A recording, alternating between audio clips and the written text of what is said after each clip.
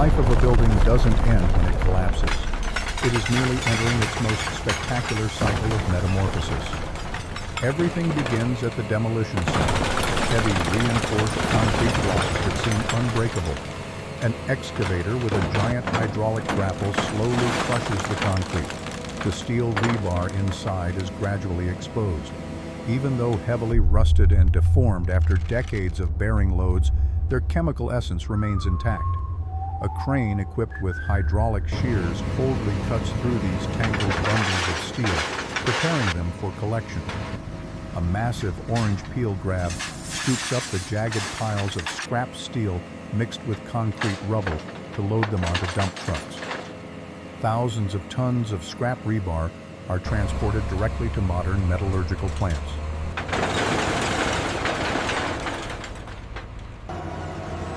At the plant, a giant electromagnet crane lowers itself onto the scrap pile.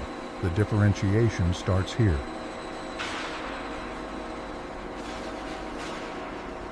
Magnetic force immediately extracts the precious metal, leaving the non-metallic waste completely behind on the factory floor.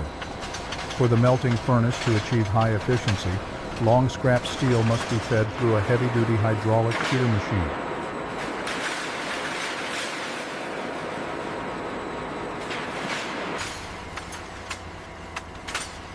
Razor-sharp alloy steel blades chop the twisted steel bars into uniform short segments.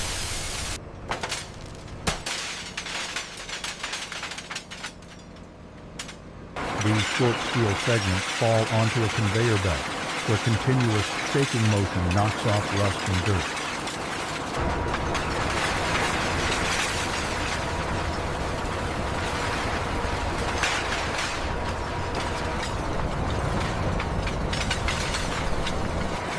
Now, only the pure dark gray base metal remains, ready to face extreme temperature.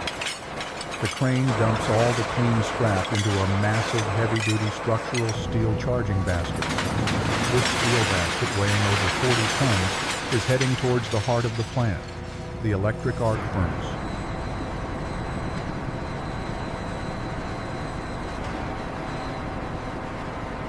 The furnace roof slowly opens, revealing glowing red refractory bricks, waiting for its massive meal. The bottom of the basket opens, dropping the entire cold steel mass into the fiery space. The furnace roof immediately closes tight. 3 large-diameter graphite electrodes slowly lower through the furnace roof. A massive electric current is activated. A blinding blue-white arc is emitted, and the temperature skyrockets to 1,600 degrees Celsius. Under extreme heat, the solid metal collapses, melting into a brilliant, glowing stream of liquid.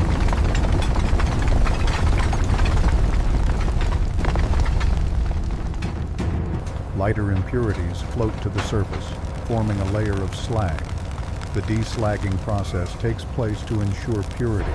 The furnace tilts. A glowing waterfall of liquid steel at 1,600 degrees Celsius cascades into the ladle below. The ladle is hoisted to the secondary refining station. Here, the alloy composition is perfectly adjusted. Argon gas bubbles up from the bottom, gently stirring to ensure uniform temperature and remove gas bubbles.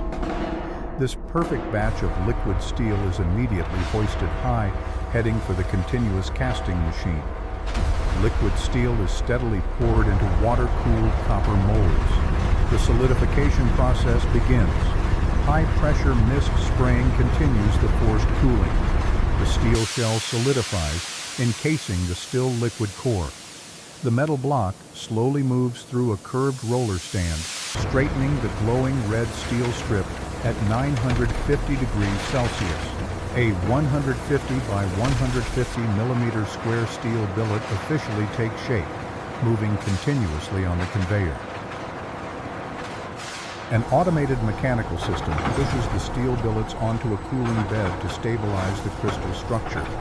The dark red color gradually fades, and a thin layer of oxide scale forms to protect the billet before entering the reheating furnace.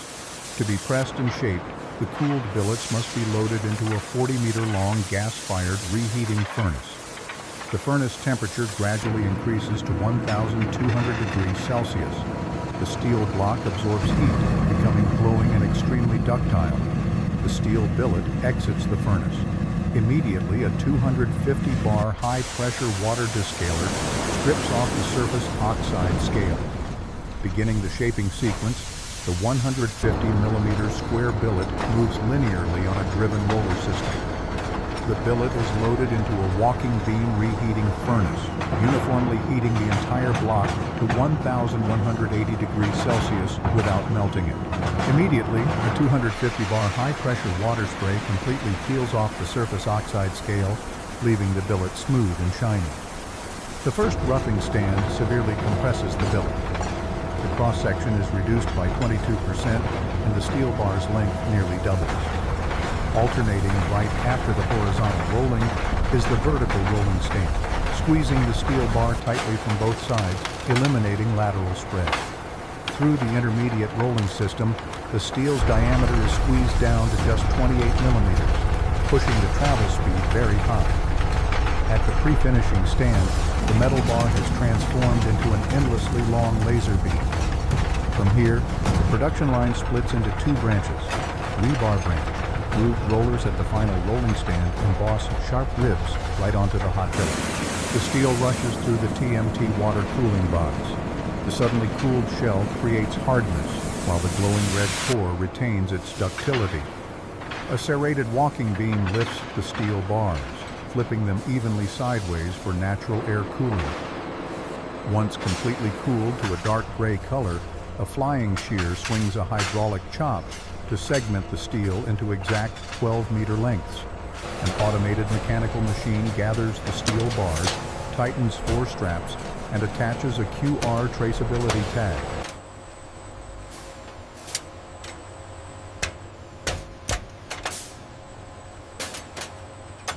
These precisely bundled rebars are transported by forklifts into a vast finished goods warehouse, perfectly concluding the first cycle. 6-millimeter wire rod branch. The steel bar passes through smooth rollers, compressing to an ultra-small cross-section, reaching a velocity of 110 meters per second.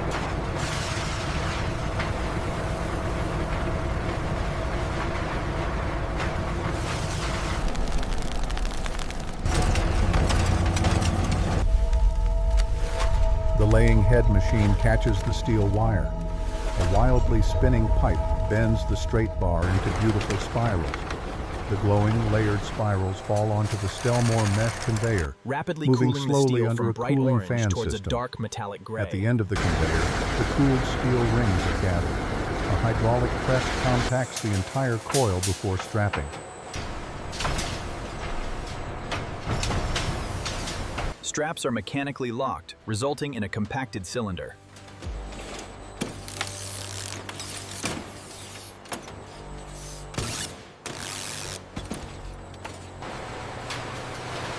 A C-hook crane hoists the standard 6-millimeter coils and transfers them to the storage yard. The resurrection from the rubble is complete.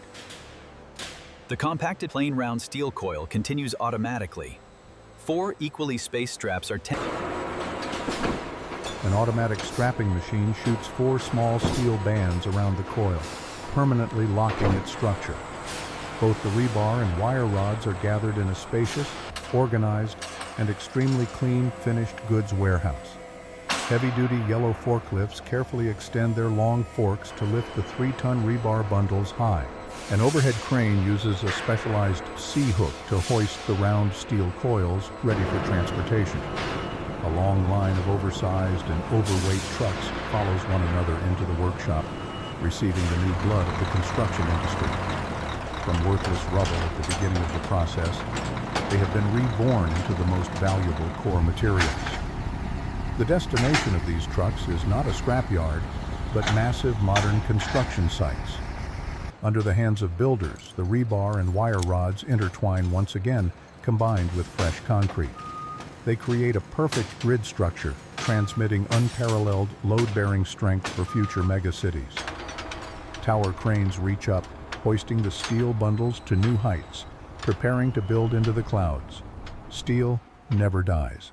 It carries within it an eternal cycle of destruction and rebirth. From a collapsed building, the steel rises again to become sturdy skyscrapers. Steel recycling is not just a story of engineering, but also a strong commitment to environmental protection.